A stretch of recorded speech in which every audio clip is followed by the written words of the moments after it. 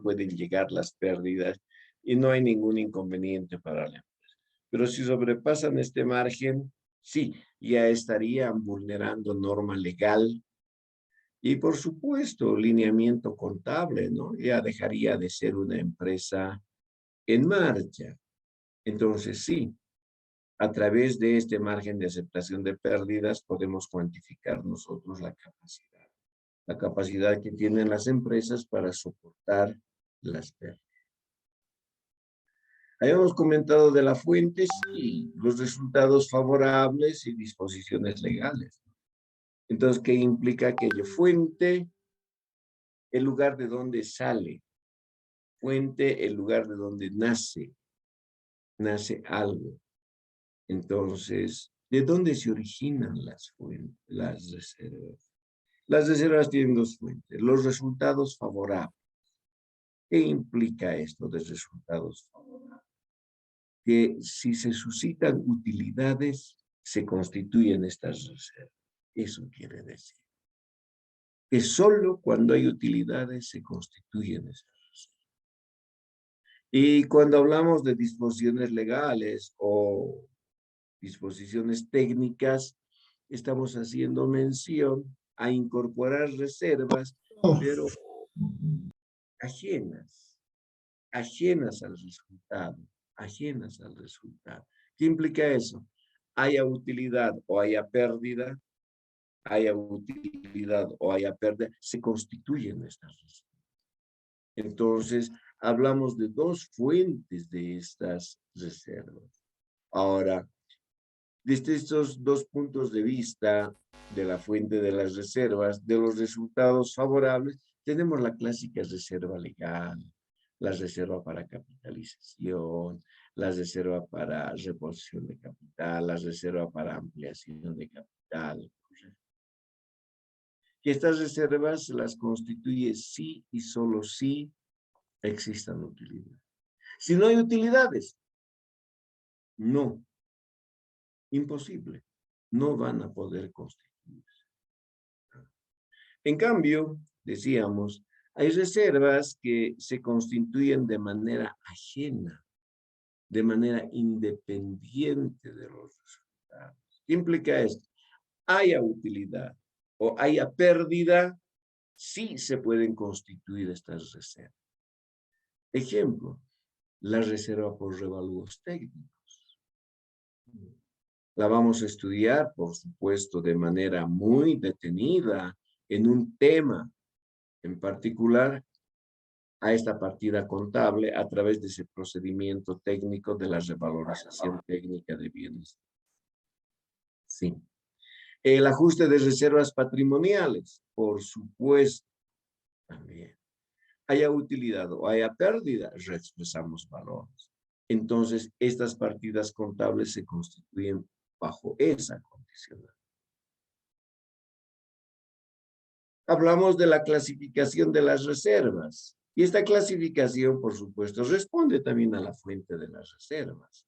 Y hablamos de reservas jurídicas, hablamos de reservas estatutarias, hablamos de reservas voluntarias y hablamos de reservas por normas de contabilidad. Muy bien. Pues revisemos las reservas jurídicas. Mi estimada Michelle, por favor.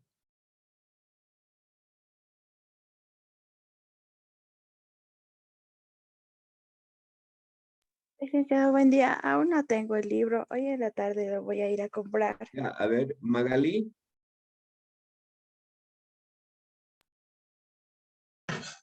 Licenciado, de la misma manera, recién lo voy a adquirir el libro. Ya, Ruth.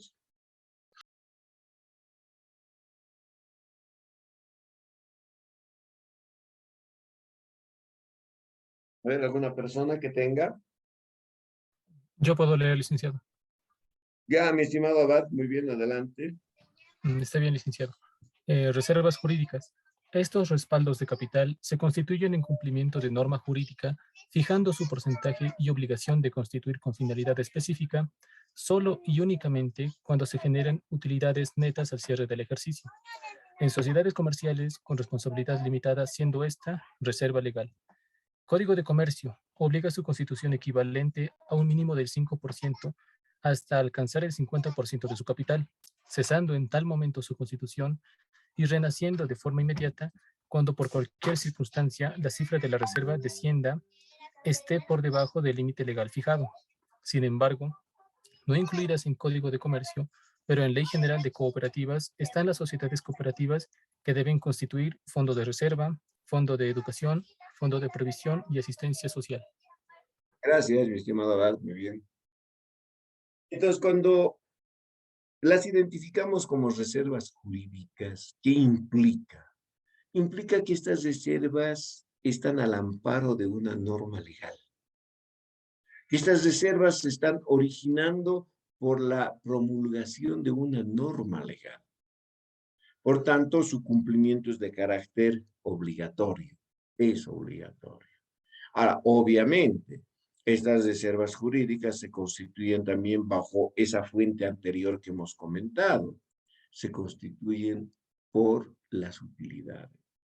Si no existen utilidades en una sociedad, esta no puede constituir estas reservas bajo ningún punto de vista. Nosotros hemos revisado el estado de resultados el pasado año y tenemos la utilidad bruta del ejercicio menos el impuesto sobre la utilidad, tenemos la utilidad neta. Entonces, de esta utilidad neta se constituyen estas reservas. Pero si en vez de obtener utilidad se ha generado pérdida, no hay posibilidad. Primera condicionante. Segunda condicionante, que esta reserva legal es aplicable a las sociedades que poseen responsabilidad limitada. Es decir, a la sociedad anónima, a la sociedad anónima mixta y a las sociedades de responsabilidad limitada clásicas. Sociedades que están obligadas a constituir reserva legal. Una sociedad colectiva, una sociedad en comandita simple, no. Así tengan utilidades, no están obligadas a constituir reserva legal. Ahora, constituyen reserva legal en un porcentaje equivalente no menor al 5%, estoy hablando interpretativamente. O sea, no van a poder constituir una reserva legal del 4%, no, ni del 3%. Como mínimo, dice, como mínimo, deben constituir una reserva equivalente al 5%, como mínimo. Y como máximo, no dice eso. Entonces, ¿podemos constituir una reserva legal del 6%? Sí. Del 7% sí. Del 8% sí. Del 10% sí. Y de esa manera es que nosotros, el pasado año, sin hacer este marco teórico amplio de las reservas, hemos constituido una reserva legal del 10%. Correcto. Entonces, si trabajamos en una empresa recomendando que se constituya un 10%, implica que en los años venideros, los siguientes años, vayan a mantener aquello 10%, 10%, 10%, 10%, 10%, hasta, dice, alcanzar el 50% del capital. Entonces, si el capital de la sociedad es 1 millón, la reserva legal la van a constituir hasta que llegue a 500,000 bolivianos. Por supuesto que sí. Ahora, ¿qué dice después de eso en la norma? No dice nada más. Nosotros recomendaríamos que sigan constituyendo, ¿no? ¿Por qué? Porque representa un respaldo de capital frente a terceras personas. Esa es la reserva legal. Y precisamente por eso se la titula así, reserva legal. Entonces, emerge de una norma jurídica. Tienen ustedes ahí en la parte final de ese acápite 3 otras reservas, el fondo de reserva, fondo de educación y el fondo de previsión y asistencia. Pero eso es para el campo de las cooperativas. Incluyo acá simple y llanamente para que tengan ese conocimiento, ¿no? pero estas no están reconocidas por el Código de Comercio. Estas están en función a la Ley General de Cooperativas. La antigua ley, la Ley General de Sociedades Cooperativas, fue abrogada. Y la con la que estamos trabajando es la promulgada por el presidente Evo Morales. Entonces, trabajamos con esta norma legal. Muy bien. Proseguimos con, ¿o hay alguna pregunta?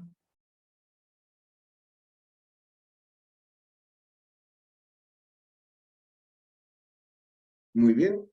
Prosigamos con las estatutarias. Está bien, licenciado. Reservas estatutarias. Estos respaldos de capital se constituyen en cumplimiento de acuerdos incluidos en testimonio de constitución y o estatutos de una empresa, fijando su porcentaje y obligación de constituir con finalidad específica solo y únicamente cuando se generen utilidades netas al cierre del ejercicio. En sociedades comerciales con o sin responsabilidad limitada, siendo estas reserva para capitalización, reserva para reinversión de capital, reserva para reposición de capital y reserva para ampliación de capital. Estas reservas quedan sustraídas al poder de la Asamblea Junta General mientras no haya una modificación de las normas estatutarias que las regulan. Muy bien, gracias. ¿Por qué estatutarias? Estatutarias porque se originan del estatuto. Estatutarias se originan del estatuto de una sociedad comercial. Particularmente en las sociedades por acciones, las sociedades anónimas mixtas, se suelen preparar, además del testimonio de constitución, los estatutos de la sociedad. Pero no es eso limitativo solamente para la sociedad. Dependiendo de la decisión de los inversionistas, en una SRL pueden preparar tranquilamente estatutos. Ya tienen su testimonio de constitución y además sus estatutos. No hay ningún inconveniente. Por eso que en su marco conceptual hacemos referencia a que estas reservas pueden estar incluidas en el testimonio de constitución y en los estatutos de la sociedad, o pueden estar en el testimonio o pueden estar en el estatuto. No hay mayor inconveniente de aquello. Si no tienen estatutos, pues tranquilamente incorporan en el testimonio de constitución, habilitan una cláusula de las reservas y ahí establecen que la sociedad constituirá reserva para capitalización y reserva para reinversión de capital en tales y tales porcentajes de las utilidades libres de gravamen impositivo. Por supuesto que sí. De esa manera se podrán constituir estas redes. Por eso se las conoce como estatutarias, porque tienen su sustento un documento que es un acuerdo contractual de los inversionistas. ¿Ya? El testimonio es verídicamente ese acuerdo de los inversionistas, de los propietarios, llámense socios o accionistas, donde se establecen sus derechos y sus obligaciones, por supuesto. Ese es el testimonio. Ese es. Pero ese mismo testimonio de manera ampliada que tienen los estatutos, ¿no? Ejemplo, tenemos la cláusula en el testimonio que dice la administración. Y ahí se describe la forma de administración en unas 7, 8 o 10 filas, renglones. En cambio, esa misma administración en el testimonio es un capítulo con varios artículos donde se entra a un lujo de detalle. Esa es la situación. Es el mismo testimonio, pero de manera ampliada, de manera, podríamos decir, desmenuzada de aquello que representa el testimonio de cosas. Entonces, de ahí tenemos estas reservas. Y por supuesto, también estas reservas solo se van a poder aplicar en caso de utilidad. Si no hay utilidad, ninguna de estas. Ninguna de estas. Alguien me dirá, ¿podemos constituir reserva legal y digamos reserva para capitalización? Podemos constituir reserva legal, reserva para capitalización, reserva para reinversión de capital. Sí. Podemos constituir reserva legal y todas estas cuatro, sí. Inconveniente. Entonces, si nosotros estamos asesorando a la empresa y les recomendamos que la legal sea del 10%, la reserva para capitalización puede venir, digamos, en un 6%, la reserva para reinversión de capital en un 4%, y año tras año se va constituyendo estas reservas en la sociedad. Y no hay mayor inconveniente. ¿Preguntas?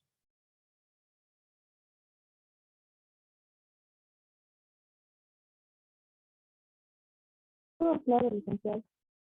Ya, muy bien. Vamos con las reservas voluntarias. Mi estimada Janet, colabora. Está bien, licenciado. Reservas voluntarias. Estos raspados de capital se constituyen una vez atendidos procedimientos legales y estatutarios. En cumplimiento de acuerdos voluntarios aprobados por Asamblea Junta General de Inversionistas, Socios o Accionistas, siendo de libre aplicación hasta cumplir su objetivo, siendo estas reservas de ampliación de planta y reserva de ampliación para traslado de planta. Ya, muy bien, gracias, mi estimada Janet. Entonces hablamos de las reservas voluntarias y su nominación ya nos dice todo. Voluntariedad. No están obligadas las empresas. Si gustan, constituyen estas reservas. Si no, no hay mayor inconveniente. Precisamente por eso, porque es voluntaria esta decisión de constituir las reservas. Por supuesto. Se constituyen estas reservas después de ¿qué? De que se hayan atendido lineamientos legales. Después de haber constituido la reserva legal, ya. Después de haber atendido los requerimientos estatutarios, sean constituidos reservas estatutarias, ya.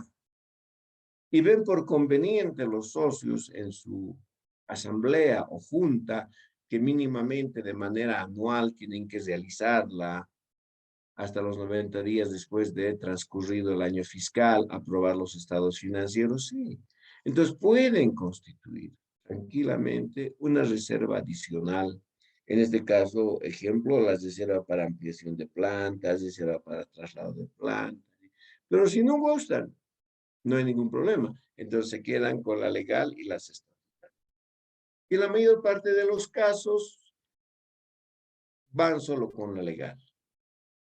En una cantidad menor van por la legal y alguna o algunas estatutarias. Voluntarias muy poco, pero existe la posibilidad de que se puedan constituir estas reservas. Seguimos con la reserva por norma de contabilidad, sí. Yo, licenciado, reservas por normas de contabilidad. Estos Ya. raspados de capital se constituyen en cumplimiento de normas de contabilidad de manera independiente, ajena a los resultados, utilidad o pérdida generados por una empresa al cierre del ejercicio. No poseen porcentaje específico y son aplicadas en sociedades comerciales con o sin responsabilidad limitada, siendo estas reserva por revalúos técnicos, ajuste de reservas patrimoniales. Muy bien, gracias, mi estimada Jenny. Entonces acá tenemos otras reservas, las reservas por norma de contabilidad. Entonces, ¿qué implica esto? Que estas reservas están contempladas en normas de contabilidad. Y, por supuesto, bajo esa condicionante, las constituyen. Segundo, están al margen de los resultados. ¿Qué implica esto? Haya utilidad, se constituye. Haya pérdida, se constituye. O sea, por eso decimos que estas reservas son ajenas a los resultados y se las incorpora. Y no necesariamente a fin de año, cualquier momento pueden ser incorporadas estas reservas. Y estamos hablando de un caso clásico como es la revalorización técnica de los bienes de uso de una empresa. Entonces, de ahí surge la cuenta reserva por revalúos técnicos. Y de esa manera se constituye esta reserva. como consecuencia de asignarles justiprecios a los bienes que utiliza una empresa en el desarrollo de sus actividades. Correcto, entonces de ahí. O el ajuste de reservas patrimoniales, cuando se están efectuando reexpresión de valores. Y reexpresamos valores así haya utilidad o haya pérdida. Por eso estas reservas son ajenas a los resultados de una empresa. ¿Preguntas?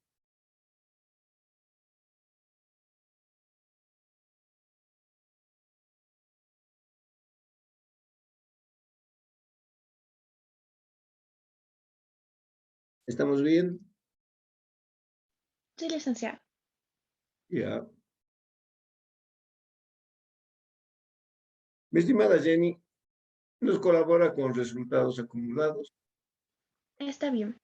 Resultados acumulados son el conjunto de utilidades líquidas, como también de pérdidas generadas periódicamente por una empresa, como consecuencia de realizar transacciones inherentes al giro específico de sus actividades, correspondientes a ejercicios, años anteriores, más su actualización de valores, como también el resultado obtenido en el ejercicio actual. Según estado de resultados, siendo estas resultados acumulados, utilidades y o pérdidas, utilidad de ejercicio o pérdida del ejercicio. La cuenta de resultados acumulados puede presentar saldo, deudor o acreedor, siendo su interpretación saldo acreedor. De la cuenta de resultados acumulados debe ser interpretado como utilidades acumuladas a la fecha de su presentación. Saldo deudor de la cuenta de resultados acumulados debe ser interpretado como pérdidas acumuladas a la fecha de su presentación. Muy bien. Entonces acá estamos hablando ya de un tercer subgrupo. Hemos hablado del subgrupo capital con sus respectivas cuentas, del subgrupo reservas con sus respectivas cuentas. Ahora estamos hablando del subgrupo resultados. Y por supuesto, este subgrupo tiene una sola cuenta. ¿Y cuál es esa cuenta? Resultados acumulados. Y en esta partida, resultados acumulados, es donde se va incorporando las utilidades, como también las pérdidas de una empresa. Entonces, de esa manera es que se da origen a la cuenta resultados acumulados. Entonces, reitero, en esta cuenta resultados acumulados se están incorporando las utilidades, o si gustan, se están contabilizando las utilidades, como también las pérdidas que genera una empresa anualmente. Alguien dirá, ¿y por qué hablamos de dos aspectos, resultados acumulados, utilidad? Simple y llanamente por lo siguiente. Porque en la cuenta resultados acumulados están las utilidades, como también las pérdidas de los años anteriores. En el año actual, lo que se tiene es la utilidad o la pérdida del año actual. Y de igual manera, esta utilidad o pérdida del año actual tiene que ir a formar parte de los resultados acumulados. Es decir, debemos contabilizar en la cuenta resultados. ¿Y cómo es que nosotros podemos identificar a esta partida contable? Por su saldo, por su saldo. Si la cuenta resultados acumulados presenta saldo acreedor, interpretamos como utilidades. Si presenta saldo deudor, interpretamos como pérdida. El saldo acreedor utilidades maximiza el patrimonio de una empresa. El saldo deudor pérdidas minimiza, disminuye el patrimonio de una empresa. Pero cualquiera sea el resultado, cualquiera que sea el resultado, porque solamente hay dos alternativas, ganar o perder, generar utilidad o generar pérdida. Cualquiera sea el resultado, utilidad o pérdida, tiene que afectar el patrimonio. Obligadamente tiene que afectar el patrimonio. Y estos resultados, pues, se contabilizan en la cuenta resultados acumulados. Y de esa manera damos origen a esta partida contable. El objetivo, por favor. Está bien, licenciado. Objetivo. Es proporcionar información financiera razonable en términos de unidades monetarias referida a la cuantía de las utilidades o pérdidas acumuladas en una empresa a la fecha de su presentación. Ya que hemos comentado, sigamos, por favor. Está bien. Características. Las principales características que identifican a los resultados acumulados son: el saldo inicial, deudor o acreedor de la cuenta, representa información relacionada con los resultados de operaciones que corresponden a ejercicios anteriores, con la finalidad de no distorsionar los resultados del ejercicio actual. Cuando el saldo inicial es acreedor, representa utilidades y son: fuente para distribución de utilidades en favor de los inversionistas, socios o accionistas en forma parcial o total. Fuente para efectuar aumentos en capital, capitalización. Cuando el saldo inicial es deudor, representa pérdidas y requiere nuevos aportes de capital, generar utilidades suficientes para absorber las pérdidas, reducir, disminuir el capital, de ser insuficiente, dar curso a su liquidación. El saldo inicial de la cuenta puede ser modificado como consecuencia de incorporar regularizaciones, ajustes por cambio de políticas contables y o errores en aplicación de normas de contabilidad. Toda regularización, ajuste contra el saldo inicial de la cuenta debe ser autorizada por la instancia máxima de decisión de la empresa. Las regularizaciones, ajustes practicados con efecto a ejercicios anteriores por diferentes conceptos pueden generar aumento, abono, disminución, cargo. Regularizaciones, ajustes contra ejercicios anteriores que generan aumento deben reconocerse a efectos tributarios. Debe efectuarse una actualización de valores si la situación económica determina pérdida de poder adquisitivo en cumplimiento de normas de contabilidad. Muy bien, gracias, mi estimada Jenny. Entonces, estamos hablando de las características que identifican a los resultados acumulados. Y no olvidemos esto, ¿no?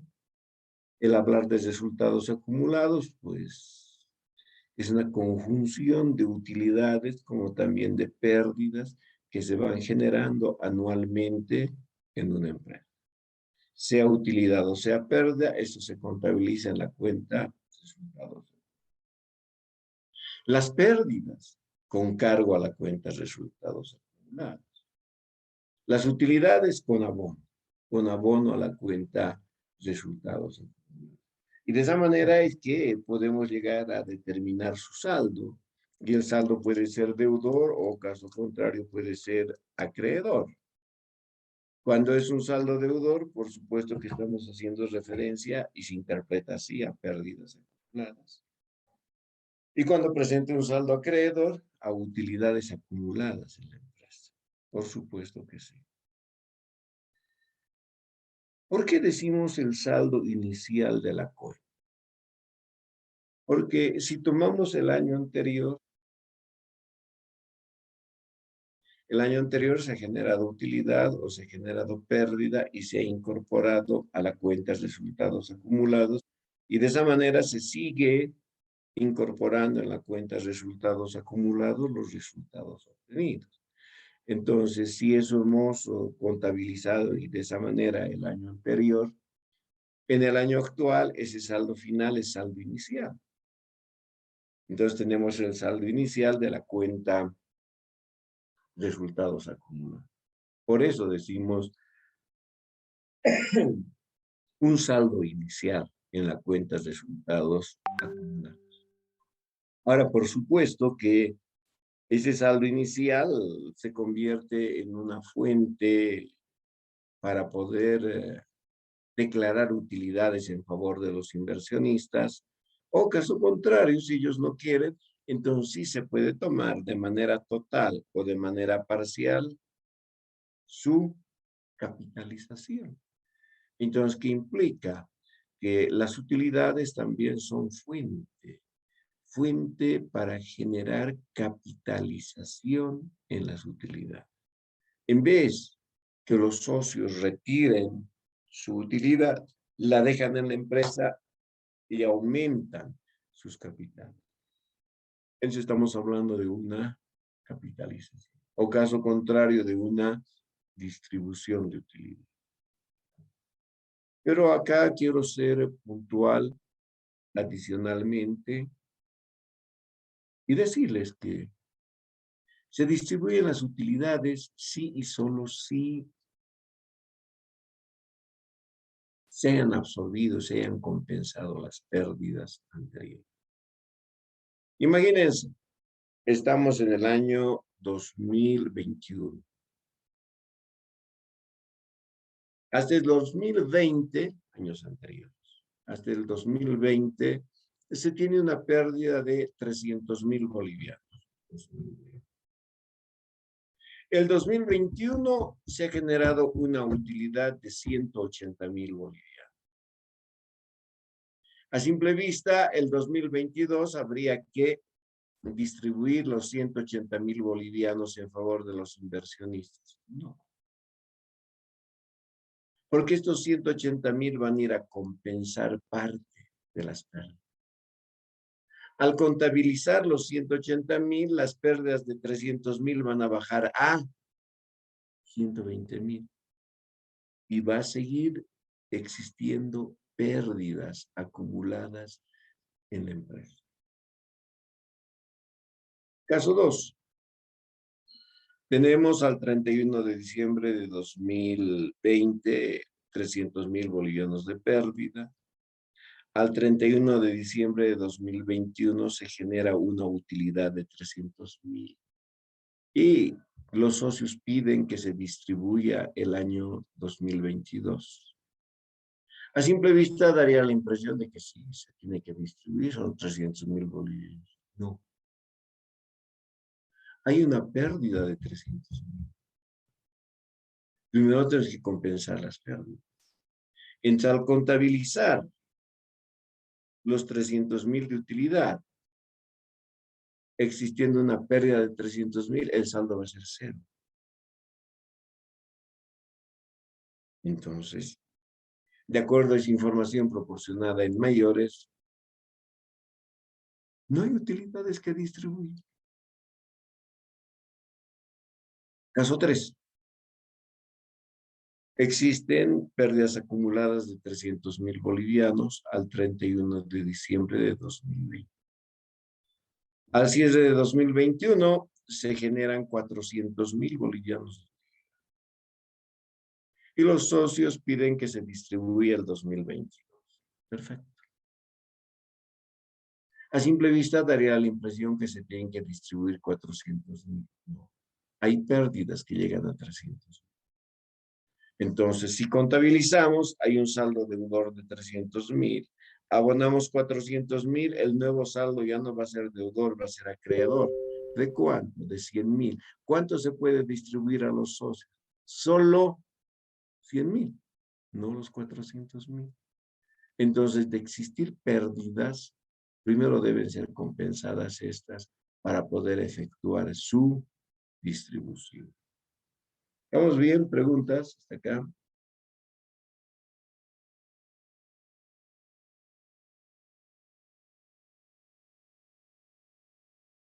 Muy bien. El segundo aspecto.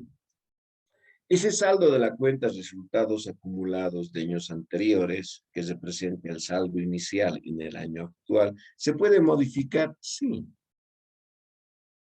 Por ajustes. Por ajustes de años anteriores. Sí se puede modificar. Ahora que al incorporar estos ajustes, el resultado se modifique de manera favorable o de manera desfavorable, eso es otra cosa. Pero que sí se puede modificar el saldo en términos de unidades monetarias de los resultados acumulados de una empresa, por supuesto que sí, pueden realizar. Pero no se olviden eso, que al incorporar estos ajustes, tiene que existir necesariamente aquiescencia de la instancia máxima de decisión en la empresa. Sí, tiene que haber. Entonces, teniendo esa aquiescencia, tranquilamente se incorporan estos ajustes. Ahora alguien dirá, y si no hay aquiescencia, en determinados casos, así los socios no estén de acuerdo, se tiene que incorporar, porque se les debe efectuar una explicación técnica para demostrarles que están obligados a contabilizar. Entonces no queda otra, en esos casos, que incorporar necesariamente. Pero en la normalidad es que sí, se puede modificar su saldo, se puede aumentar o se puede disminuir como consecuencia de incorporar ajustes de años anteriores. Ciertísimo, ciertísimo, ¿no? Eso está en la norma número 8 ya, internacional, por ejemplo, cambios de las políticas contables, estimaciones contables y errores. Ahí está. De esa manera podemos sí trabajar. Incluso, ¿no? De tener resultados acumulados 100,000 utilidades se puede convertir en una pérdida de 20,000. Sí, sí, sí, sí, sí, así de sencillo.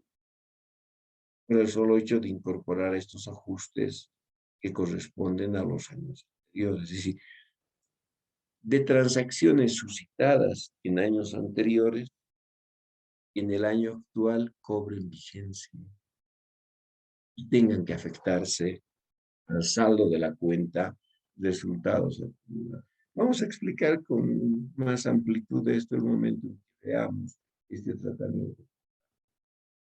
Muy bien, ¿preguntas? No, licenciado, todo claro. Ya. Y a diferencia de las otras cuentas de patrimonio, los resultados acumulados se actualizan, sí, pero en su propia partida contable. No es como el capital. Se actualiza el capital, sí, en la cuenta ajuste de capital. Aparte. Las reservas se actualizan, sí, pero no en sus cuentas, aparte, ajuste de reservas patrimoniales. Los resultados acumulados se actualizan, sí, pero en su propia cuenta, en su propia cuenta. Esa es la diferencia cuando realizamos una actualización. Muy bien. Tenemos fuente y conformación de las reservas, mi estimada Janet. Digamos, por favor.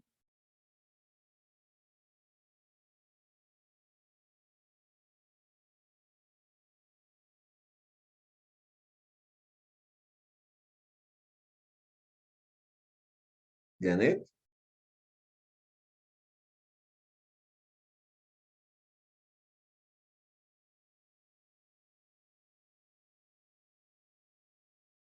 Jenny. Está bien, licenciado. Ah, Fuente en gracias. confirmación. Los resultados acumulados generados por una empresa se originan de dos fuentes que son resultados favorables y resultados desfavorables. Resultados favorables. Son fuente positiva de la cuenta resultados acumulados, los resultados favorables utilidades generadas por el giro específico de las actividades de una empresa, después de deducirse el impuesto sobre utilidad y constituir reservas, utilidad líquida del ejercicio, saldo acreedor, excedentes del ejercicio, Ley General de Cooperativas. Resultados desfavorables. Son fuente negativa de la cuenta resultados acumulados. Los resultados desfavorables, pérdidas, generadas por el giro específico de las actividades de una empresa. Pérdida del ejercicio, saldo deudor, pérdida del ejercicio, Ley General de Cooperativas. Muy bien, gracias, mi estimada Jenny. No hay problema. Ya hemos comentado también esto. Seamos reiterativos. ¿De dónde se origina? Simplemente, ¿no? Fuente es el origen. ¿De dónde se origina? ¿De dónde nacen los resultados acumulados? Y su origen son los resultados que cada año va generando una empresa. Y solamente pues existen dos grandes alternativas. Que la empresa genere utilidad o que la empresa genere pérdida. Si genera pérdida, pues igual va a formar parte de los resultados acumulados, pero va a ir a disminuir el patrimonio. Si genera utilidades, de igual manera va a formar parte de los resultados acumulados, pero va a tender a aumentar el patrimonio de una sociedad. Entonces eso hace referencia a la fuente, de dónde emergen, de dónde vienen, cómo es que se originan esos resultados acumulados. Veamos este otro componente.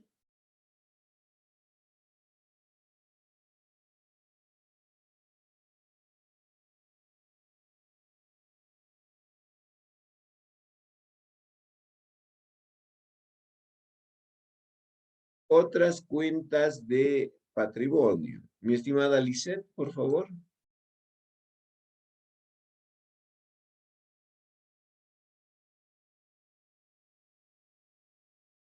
Lisette, Licenciado Lisset Oviedo. ¿me está hablando? Rubí, Sí. ya, adelante. Otras cuentas de patrimonio constituyen el conjunto de resultados extraordinarios, favorables y o desfavorables, generados en una empresa, como consecuencia de efectuar transacciones contables muy particulares y muy poco frecuentes, habituales, con el capital y los inversionistas socios. El concepto de mantenimiento de capital relaciona los conceptos de capital y de utilidad porque proporciona el punto de referencia para medir tal resultado. Necesario para distinguir entre rendimiento sobre el capital y recuperación del capital.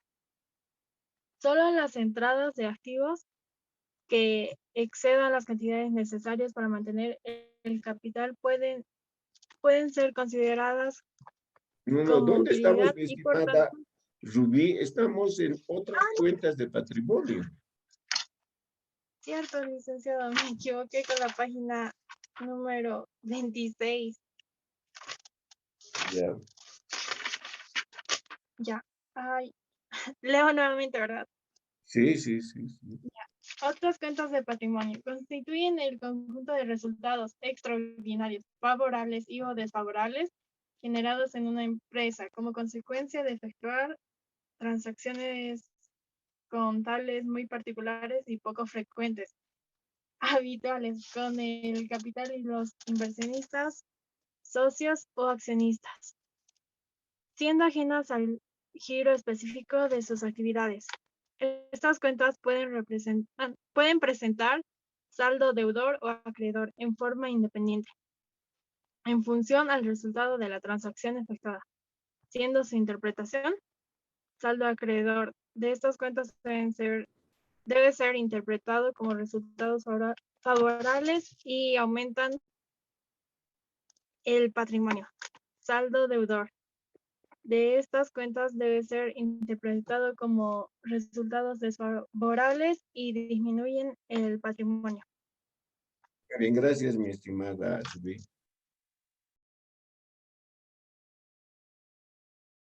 Primero, existen 4 subgrupos en el patrimonio. Y no como la mayor parte de los colegas dice capital, reservas, resultados acumulados. No. Existe un 4º subgrupo. Y a este 4º subgrupo yo le doy ese título de otras cuentas de patrimonio. Porque no encajan con la conceptualización que tenemos y hemos revisado respecto de los anteriores 3 subgrupos.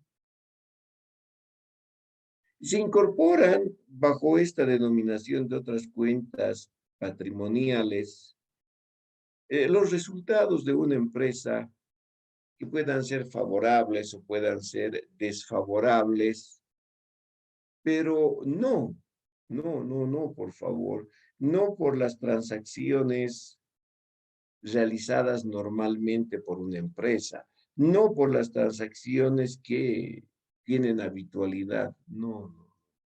Son transacciones muy particulares. Son transacciones que en varios casos de empresas ni siquiera se llegan a suscitar como tal, pero en otras sí. Precisamente por eso, por la particularidad de estos casos. ¿Ya? Casos muy sui generis que se suscitan en una. Y que por supuesto, por realizar esas transacciones, le puede generar a la empresa un resultado favorable o puede generarle un resultado desfavorable, ciertísimo. Alguien dirá resultados al estado de resultados, no. Estas partidas se van directamente a patrimonio. No pasan por el estado de resultados para llegar a patrimonio. Se van directamente a patrimonio.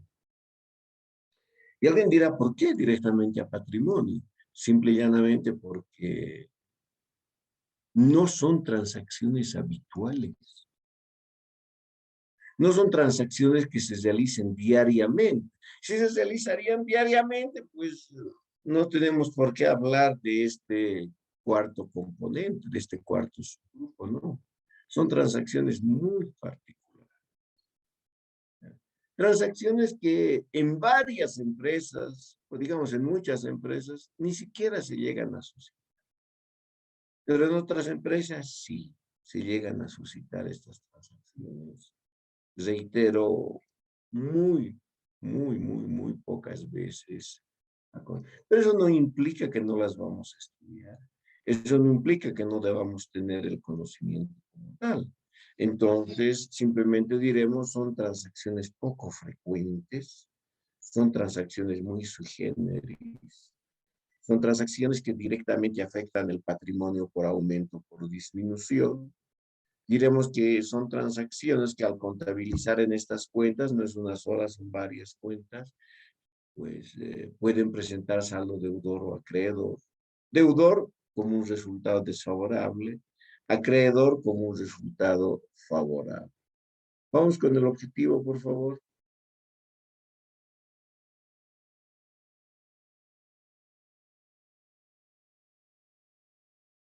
Subí. Ok, licenciado. Objetivo es proporcionar información financiera razonable en términos de unidades monetarias, inherentes a la cuantificación de transacciones ajenas al giro específico de las actividades de una empresa. Sigamos, por favor. Características. Las principales características que identifican a otras cuentas de patrimonio se describen seguidamente. Contabilizan transacciones muy particulares o poco frecuentes. Exponen saldo deudor.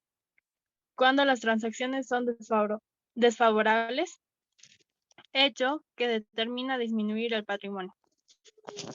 Exponen saldo acreedor. Cuando las transacciones son favorables, hecho que determina aumentar el patrimonio.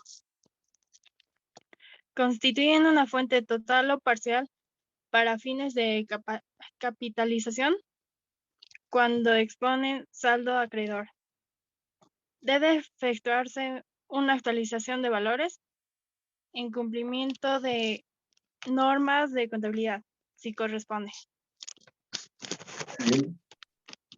Gracias, mi estimada Rubí. Entonces, estas cuentas de patrimonio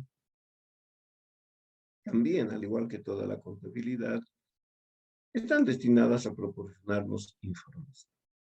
Una información financiera, desde luego, en términos de unidades monetarias, tiene que ser así. ¿Relacionada con qué? Con ese conjunto de transacciones poco frecuentes, poco habituales, poco comunes, que se hayan podido suscitar en una empresa. Entonces, estas partidas contables pueden ser contabilizadas con cargo o pueden ser contabilizadas con ahorro. El hecho que carguemos estas partidas contables implica que van a presentar saldo deudor y el hecho de presentar saldo deudor implica una reducción en el patrimonio. Van a ir a disminuir. En cambio, también tienen la posibilidad de estas partidas contables de poder generar saldos acreedores. Correcto. Entonces, el hecho de que una partida de estas se la haya abonado va a generar un saldo acreedor y al generar un saldo acreedor va originar necesariamente un aumento en el patrimonio. Pueden ser utilizadas efectos de capitalización, no hay mayor inconveniente al respecto. Y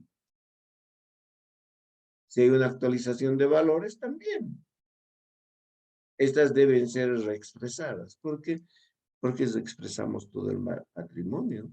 Y como es que si estas cuentas forman parte del mismo, no las expresaríamos. Necesariamente tenemos que expresar. Muy bien. ¿Alguna pregunta?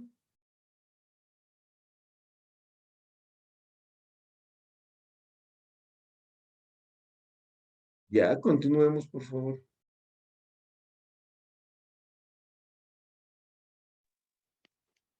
Fuente, las cuentas externas, fuente, las otras cuentas de patrimonio generadas por una empresa se originan del superávit extraordinario. Superávit extraordinario o de capital. Es el conjunto de resultados favorables emergentes de transacciones suscitadas en una empresa con los inversionistas, socios o accionistas y o el capital de esa. El estudio detenido del superávit se presenta en tema 12, Sociedades Anónimas, parte 3. Ya, muy bien, gracias.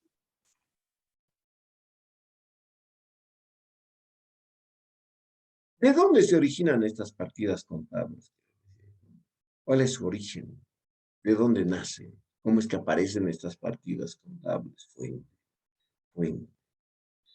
Y la fuente de estas partidas contables es el superávit extraordinario o superávit de capital, en que se presenta el conjunto de resultados favorables emergentes de transacciones suscitadas en la empresa con los inversionistas, llámense socios o llámense accionistas, respecto del capital de dicha sociedad. Entonces, de esa manera se da origen a estas partidas contables y particularmente en este caso que generen saldos acreedores. Entonces, ¿qué implica esto? Rápidamente. Lo que tenemos en todas las empresas del sector público como del sector privado, en un enfoque eminentemente teórico de la contabilidad, en un enfoque eminentemente teórico de la contabilidad. Tenemos el superávit y tenemos el déficit. El superávit puede ser un superávit ordinario o de explotación, y el otro es un superávit extraordinario o de capital. El superávit ordinario lo estudiamos el año pasado. Ingresos menos costo y gastos, utilidad. La utilidad del ejercicio había sido el superávit ordinario. O superávit de explotación. En cambio, el superávit extraordinario no pasa por el estado de resultados. Son transacciones particulares que realiza la empresa con los accionistas, con los socios, respecto del capital y en algunos casos con terceras personas. Y que normalmente generan algo favorable para la empresa. ¿Cómo están conformadas? Este subgrupo están integradas por las siguientes partidas: intereses sobre aportes de capital, superávit por donaciones, superávit por emisión de acciones, prima por emisión de acciones, superávit por donación de acciones, superávit por donación de acciones preferentes, de acciones. Bueno, ahí tienen un listado de las posibles partidas contables que puedan ser apropiadas en función de transacciones que se realizan en la empresa y no formen parte del giro específico de sus actividades. Estas partidas contables las vamos a estudiar particularmente en el tema número 12, Sociedades Anónimas, parte 3. Ahí vamos a estudiar la mayor parte. Los intereses sobre aportes de capital, ya vamos a estudiar esta partida contable cuando veamos nuestra primera sociedad comercial, que es la sociedad de responsabilidad limitada. No, mentira, no vamos a estudiar ahí. En la sociedad colectiva. Sí, ahí vamos a trabajar.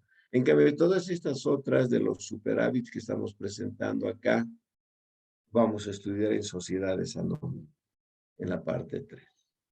Estas partidas como ajustes por valuación, ajustes por liquidación, vamos a estudiar en los temas de transformación de sociedades, fusión de sociedades, liquidación de sociedades. Ahí vamos a estudiar estas partidas contables. ¿Preguntas?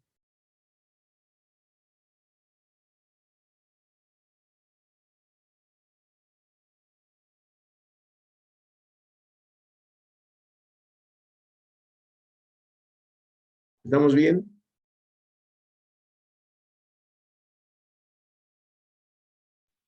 Sí, licenciado. Sí, licenciado, todo claro. Muy bien, perfecto.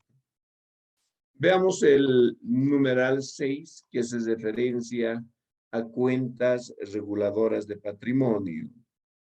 ¿Quién va a dar lectura, por favor? Yo, licenciado. Cuentas reguladoras de patrimonio. Bajo esta denominación debe incorporarse todas aquellas cuentas en medio de transacciones contables pasadas, destinadas a modificar, disminuir el saldo en términos de unidades unitarias de sus cuentas principales de capital, con la finalidad de presentar información financiera razonable. Además, poseen un valor que pueda ser evaluado, medido con fiabilidad, debiendo exponerse el balance general con signo negativo.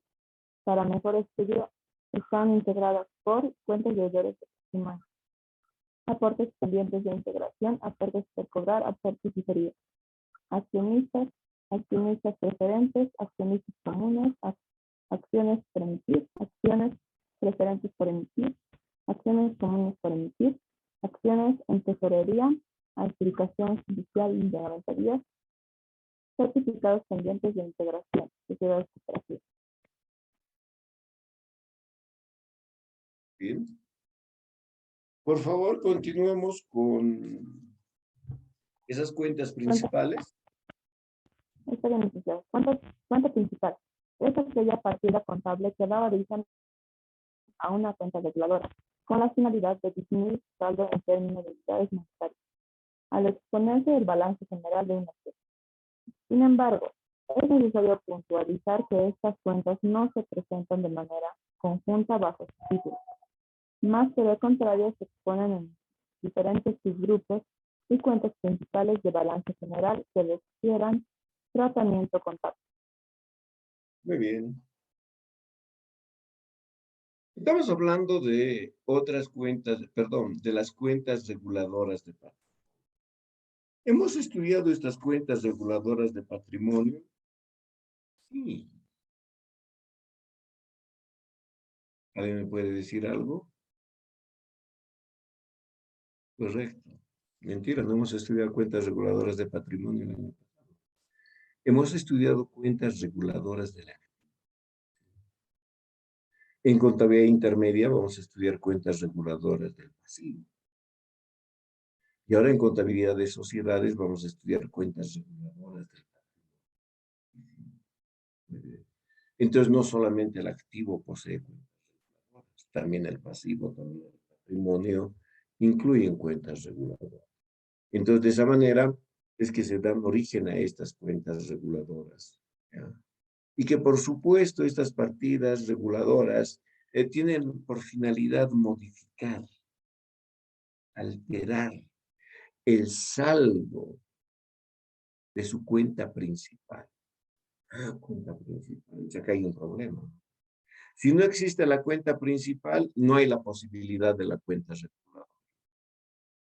Tiene que existir la cuenta principal. Si existe la cuenta principal, sí, esta cuenta principal puede dar origen a su cuenta reguladora. Muebles y enseres. Depreciación acumulada muebles y enseres. No tenemos la cuenta muebles y enseres. Mentira, no hay depreciación acumulada muebles y enseres. Vehículos. Depreciación acumulada vehículos. No se tiene vehículos en la empresa. No hay la posibilidad de contabilizar su reguladora, la depreciación acumulada. Entonces responden necesariamente a su cuenta principal, la cuenta que va a dar origen a la partida reguladora. En este caso, estas cuentas reguladoras del patrimonio,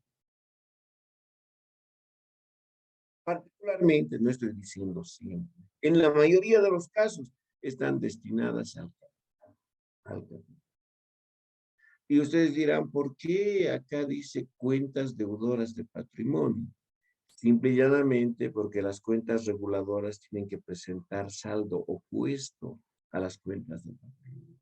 Las cuentas de patrimonio normalmente presentan saldo acreedor. Si yo quiero modificar el saldo de alguna de estas cuentas, debo incorporar una cuenta que tenga saldo deudor. Para que un saldo acreedor con un saldo acreedor no sumen, resten. Entonces, por eso es que las partidas reguladoras, y hablando en términos genéricos, partidas reguladoras de activo, de pasivo, de patrimonio, siempre van a presentar saldo opuesto a su principal. Entonces, si la cuenta principal es capital social, patrimonio, acreedor, su cuenta reguladora tiene que presentar saldo deudor, para que en vez de sumar vaya a restar y de esa manera se modifique el saldo en términos de unidades monetarias de su cuenta principal. Entonces, están bajo esa condicional. Y de esa manera que ustedes tienen títulos de partidas contables como aportes pendientes de integración o más comúnmente conocido como aportes por cobrar o aportes diferidos, accionistas, ahora esto segregado en preferentes y comunes, acciones por emitir segregadas en preferentes y comunes, sí. Entonces, de esa manera se generan estas partidas reguladoras. Acá tienen la cuenta principal, lo que decíamos, da origen a la cuenta regular. Si no tenemos la cuenta principal, no podemos aplicar una cuenta regular. Esa es la condicional. Entonces, de esa manera trabajamos con estas partidas. Preguntas.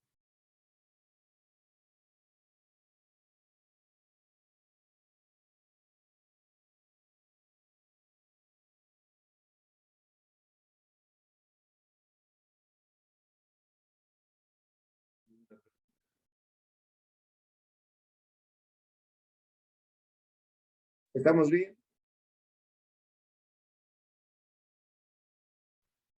Todo bien, licenciado. Bien. No, ¿qué tenemos aquí? Ah, no, mantenimiento del capital. Necesitamos un poco más de tiempo para conversar. En 6 minutos no voy a poder conversar. Necesito más de tiempo para tratar esto. No hay ninguna pregunta, quedaríamos acá y trabajaríamos el día. El próximo lunes. Y las personas que quieran el día de mañana para repasar a partir de horas 17. ¿Estamos de acuerdo? ¿Alguna pregunta? Está bien, licenciado. Licenciado. Ya, entonces, Está señoritas bien, jóvenes, licenciado. nos encontraremos en nuestra próxima sesión el día lunes a las 10:30 de la mañana. Hasta luego, licenciado. Que les vaya bien. Hasta luego, Hasta luego, licenciado. licenciado. Hasta luego, Hasta luego, licenciado. licenciado. Hasta luego, licenciado. Bueno.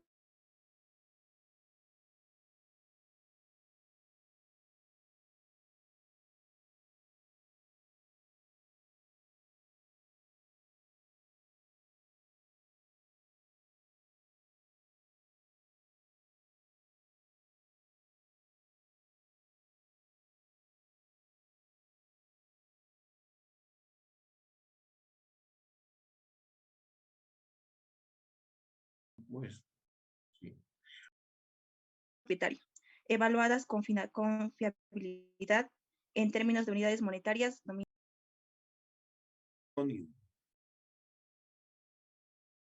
hay patrimonio. Número 2, patrimonio, de manera inextensa. Trabajaremos esto el día de mañana con el paralelo D. Y si ustedes gustan, se incorporan en el D también en la mañana. Y volvemos a trabajar el miércoles en la tarde, la mayoría. ¿Estamos de acuerdo con eso? Sí, licenciado. Ya, señoritas jóvenes, para los que gusten, hasta mañana. Y para las otras personas, hasta el día miércoles. Cuídense. Nos encontraremos. Hasta luego.